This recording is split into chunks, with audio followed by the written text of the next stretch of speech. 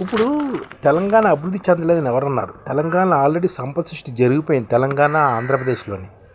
సంపద సృష్టి అనేది జరిగిపోయింది. 100,00,000 కోట్లు సంపద సృష్టి జరిగిపోయింది. కానీ మనలో ఇంకా సంపద సృష్టి జరగలేదని ఒక పిచ్చి భ్రమలో ఉన్నారు. సంపద సృష్టి అనేది ఎలాగుందంటే, ఇప్పుడు రాష్ట్రంలోని జీడిపి ఒకసారి చూసుకుంటే, రాష్ట్ర జీడిపిలోని ఏ రంగం వాటా ఎంత అనేది మన టైటిల్ ఏంటంటే దీనికి ఇప్పుడు రాష్ట్ర జీడిపిలోని ఏ రంగం వాటా ఎంత అంటే ఉపాధి ఉద్యోగాలు కల్పిస్తున్న రంగాల వాటా అనమాట. ఎలాగ ఉందండి ప్రస్తుతం రాష్ట్ర జీడిపిలోని వ్యవసాయం అనుబంధ రంగాలు మైనింగ్ వాటా 51% రాష్ట్ర జీడిపిలో. అనుబంధ రంగాలు వ్యవసాయము, అనుబంధ రంగాలు మైనింగ్ ఇట్లా. తయారీ రంగం వాటా 12% రాష్ట్ర జీడిపిలో. అలాగే నిర్మాణ రంగం వాటా 8%, రవాణా కమ్యూనికేషన్ వాటా 4%, వాణిజ్యం హోటళ్ళు రెస్టారెంట్ వాటా 10%, ఐటీ ప్రొఫెషనల్ సేవా రంగాల వాటా 4%, విద్యా వైద్యం వాటా 3%, ఇతరత్ర రంగాల వాటా 8%. అంటే మనం ఒకసారి చూసుకుంటే రాష్ట్రంలో జిఎస్డిపిఐ ప్రతి సంవత్సరం 15% పెరుగుతుంది. 14.5% వృద్ధి చెందుతుంది రాష్ట్రం. గతంలోని 2014-15లోని రాష్ట్ర జీడిపి 5,05,849 కోట్లు ఉండేది 2014-15లో. కానీ ప్రస్తుతం 15,987 కోట్ల దాకా అయింది. అంటే ఇప్పుడు 196% వృద్ధి చెందిందన్నమాట గతంతో పోల్చుకుంటే. జీడిపి మాత్రం కానీ దేశ జీడిపి ఎంత వృద్ధి చెందలేదు. 130% దేశ జీడిపి వృద్ధి చెందింది. కానీ తెలంగాణలో జీడిపి బాగా డెవలప్ అయింది. 2 ఏళ్ళలోనే మన జీడిపి 12% వరకు పెరిగింది. దేశ జీడిపి 1.3% పెరిగింది. తెలంగాణ ఏర్పడిన తర్వాత రాష్ట్రం సరాసరి 13% చెప్పిన పెరుగుతుందన్నమాట. ఇప్పుడు దేశ జీడిపిలోని తెలంగాణ వాటా 4% నుంచి ప్రస్తుతం 5% వరకు చేరిందనమాట.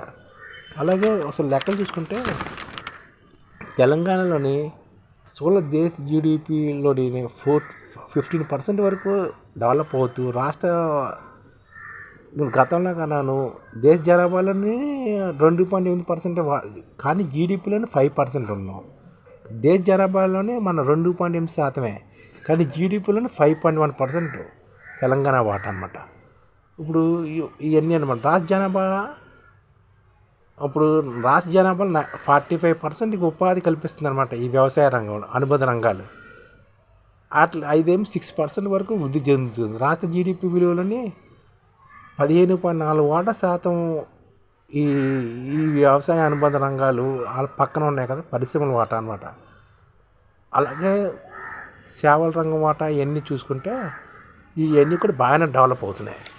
ఇప్పుడు రాష్ట్ర జీడిపిలో ఏదంత వాటా అన్నది చూసుకుంటే వ్యవసాయము అనుబంధ రంగాలు మైనింగ్ వాటా అంత 17.6%. అదే స్థిరాస్తి ఇళ్ళ అద్దెలు ఐటీ అండ్ ప్రొఫెషనల్ సేవల నుంచి 24.4% వస్తుంది. అలాగే ఆర్థిక సేవల నుంచి 4.8%, హోటళ్ళు రెస్టారెంట్ నుంచి 19.9%.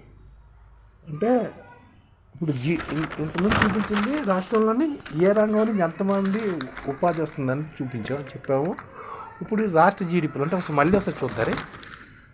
ఇప్పుడు రాష్ట్రంలోని ఉపాధి అవకాశాలు ఏ రంగం ఎంత కల్పిస్తుందో చూసుకుంటే రాష్ట్రం 100 మంది ఉన్నారనుకో, 100 మందిలో 51 మందికి వ్యవసాయము అనుబంధ రంగాలు మైనింగే ఉద్యోగాలు కల్పిస్తున్నాయి 51%కి.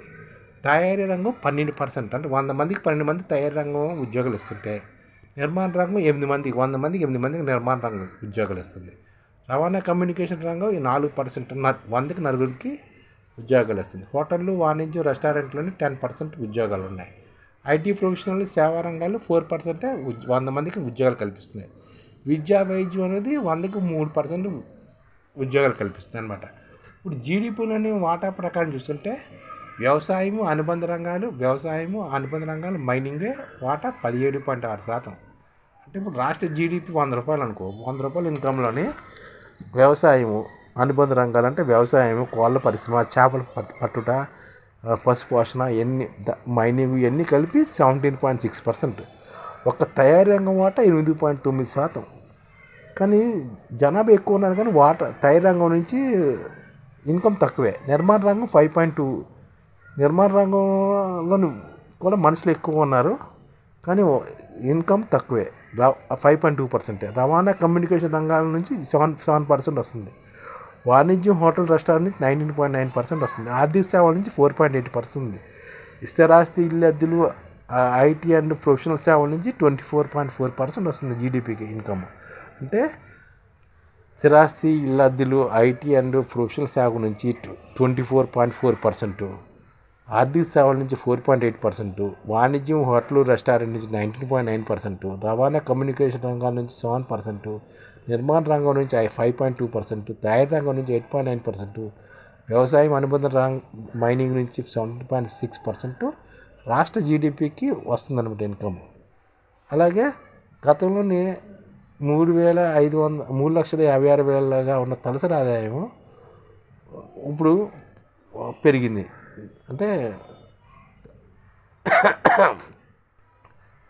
దేశ తలసరి ఆదాయం కానీ 2 ఉంది ఇది తెలంగాణలోనే.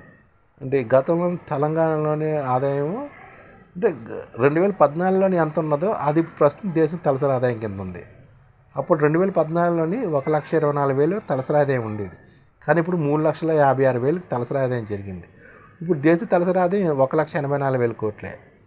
అలాగే అందుకని తెలంగాణ బాగా డెవలప్ అయిందని మనం చెప్పచ్చు అన్నమాట ఈ లెక్కలో.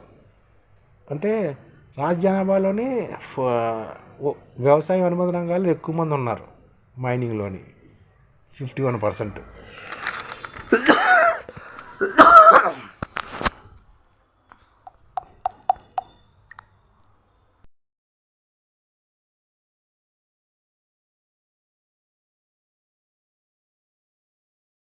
ఈ ఛానల్ ముఖ్య ఉద్దేశం ఏంటంటే మన తెలుగు రాష్ట్రాల్లో 1 కోటి మందికి సంఘటిత రంగాల్లో ఏ విధంగా ఉద్యోగాలు ఇవ్వవచ్చు, కనీస నెల జీతం 30,000 వరకు ఏ విధంగా ఇవ్వవచ్చు, ఏ విధంగా చేస్తే ఉద్యోగాలు సృష్టించబడతాయో వివరిస్తూ ఈ ఛానల్లో వీడియోలు వస్తాయి. అలాంటి వీడియోలు మీకు కావాలంటే మన ఐడిఎఫ్ భాస్కర్ ఛానల్ని సబ్స్క్రైబ్ చేసుకోండి. ఐడిఎఫ్ అంటే ఇండియన్ డెవలప్మెంట్ ఫోర్స్. ఈ వీడియోలు చూసిన తర్వాత మీకు నచ్చితే లైక్ చేయండి, మీ ఫ్యామిలీ మెంబర్స్కి షేర్ చేయండి, మరియు మీ ఫ్రెండ్స్కి షేర్ చేయండి. Thank you. నమస్కారం.